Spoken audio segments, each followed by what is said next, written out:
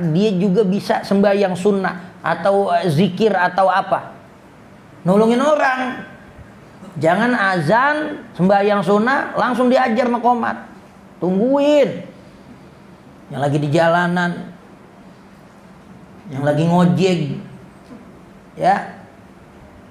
Wa yubrighal akilu, dan sampai selesai orang yang lagi makan min ta'amihi. Itu pangsit baru udah pesen, masih ngebul, ada apinya, udah qomat. Tungguin min ta'amihi, dari makannya, fi mahalin, dalam tempo yang dia bisa leluasa. Tungguin. Ini nulungin orang. Apalagi sembahyang subuh. Ya, malam yang pada tidur, ada yang kesiangan dikit, ada yang habis nangkring 2 kali sama bininya belum mandi junub. Mandi junubnya kalau belum sekolah belum betik. Ya kan lama, makanya jangan langsung qomat, baca apaan dulu, ya enggak?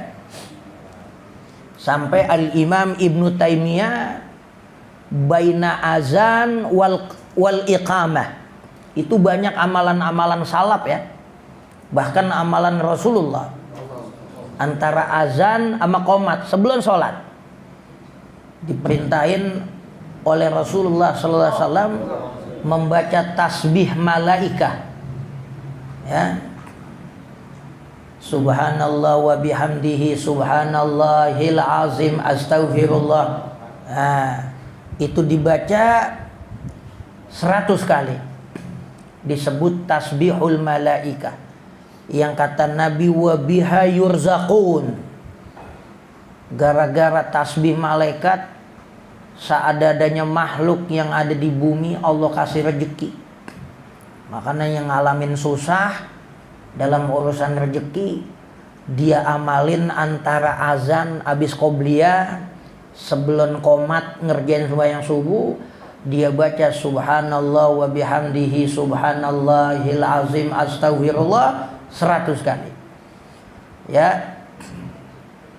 Atau dia baca yang diamalkan oleh para ahli tasawuf, ya hayyu ya qayyum la ilaha illa anta, ya hayyu ya qayyum la ilaha illa anta, itu 40 kali antara azan dan qamat. Azan maqamat baca itu. Bahkan Syekh Ibnu Taimiyah ya menyebutkan itu dalam kitabnya. Padahal beliau terlalu alergi sama amalia sufiyah, ahli sufi, tapi lempengan itu dia setuju. Ya hayyu ya qayyum la ilaha illa anta, itu 40 kali. Ya, kalau yang Habib Umar, yang ulama-ulama Hadramaut, apa? Ya hayyu ya qayyum ahyil quluba tahya wa aslih lanal a'mala fid dini wad dunya, ya hayyu ya qayyum ahyil quluba tahya. Waktu ane ziarah di Hadramaut bareng mertua tempo hari itu, sebelum subuh nggak langsung qomat, baca amalia salaf, karena waktu itu juga menjadi waktu yang mustajab, utamanya urusan rezeki, ya, urusan rezeki. Makanya kudu bangun sebelum subuh. Kata Syekh Ahmad Tijani, siapa yang ngikut thariqah aneh, azan subuh belum bangun, maka hendaklah dia taruh tasbih kami. Jangan pakai ngomongin ngikut thariqah, subuh aja lo kesiangan mulu. Diomelin sama Syekh Ahmad Tijani kalau azan subuh belum bangun. Nah, jangan lagi lu bawa tasbih, malu-maluin gua aja. Nenteng-nenteng tasbih mulu, mana gede-gede buat lagi kayak gundu. Diomelin masih Ahmad Tijani radhiyallahu anhu. Itu waktu mahal itu. Makanya apa? Mau ente punya musuh yang mana aja, ente punya musuh orang hasud, kalau ente timpalin sama hasud nggak bisa. Ente kerjain sembahyang yang namanya qabliyah, sembahyang qobliyah subuh, salah satunya ngunggulin musuh-musuh kita. Orang gede kan kita nggak tahu, yang kita tahu aja banyak, apalagi yang kita belum tahu. Tapi kalau kita amalin ini sembahyang qabliyah subuh, kata Imam Al-Ghazali yang kemudian dikutip oleh Syekh Muhammad Nawawi Al-Bantani dalam kitab Maraqil Ubudiyah, siapa yang ngamalin sembahyang qabliyah subuh secara rutin, 2 rakaat qabliyah subuh yang dikata sembahyang sunnah fajar. Jadi sembahyang sunnah fajar mah qabliyah subuh dia kene. Jangan ente kata sembahyang qabliyah subuh sama sunnah fajar lain, dia juga. Siapa yang ngamalin 2 rakaat itu, dia istiqamah. Dia baca rakaat pertama habis Fatihah Alam Nashrah. Dia baca habis Fatihah rakaat kedua Alam Tara. Mau musuh yang mana aja nggak bisa ngalahin dia. Mau dia pakai cara goib nggak bisa ngalahin ente. Bahkan orang yang ngamalin sembahyang qabliyah subuh istiqamah, baca Alam Nasrah rakaat pertama, Alam Tara rakaat kedua, man qara'a alam lam yusibhu alam.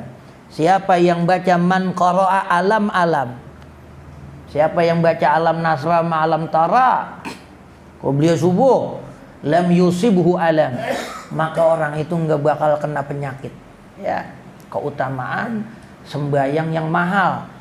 Apa Nabi kata? Sembahyang rawatib yang jadi raja tuh qabliyah subuh. Apa Nabi kata? Apa? Rakaatul fajri khairun minad dunya wa ma fiha. 2 rakaat sembahyang fajar qabliyah subuh tuh, itu pahalanya lebih utama daripada dunia sama seisi-isinya. Oh, makanya ya pahalanya gede banget. Ta'awanu 'alal birri, dia nggak langsung komat.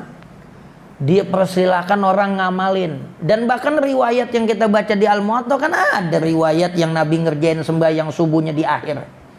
Ada, supaya orang-orang yang punya wiridan dia leluasa ngerjain. Ada yang pakai baca surat Toha. Surat Toha panjang, 100 lebih ayatnya. Ya enggak? Kalau ente sembahyang sunnah enggak lama qomat, lah paling baru 25 ayat, sadaqallahul azim. Ya.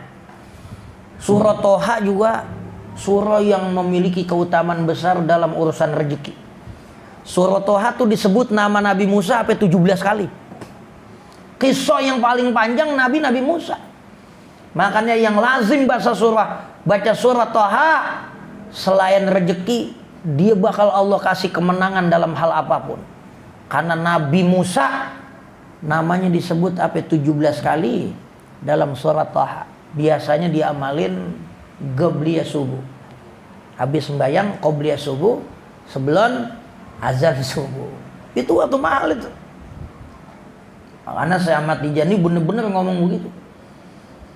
Yang ngambil thariqah aneh, dia bangun subuhnya telat mulu. Hendaklah dia taruh lagi tasbihnya. Jangan bobo tasbih mulu. Ya.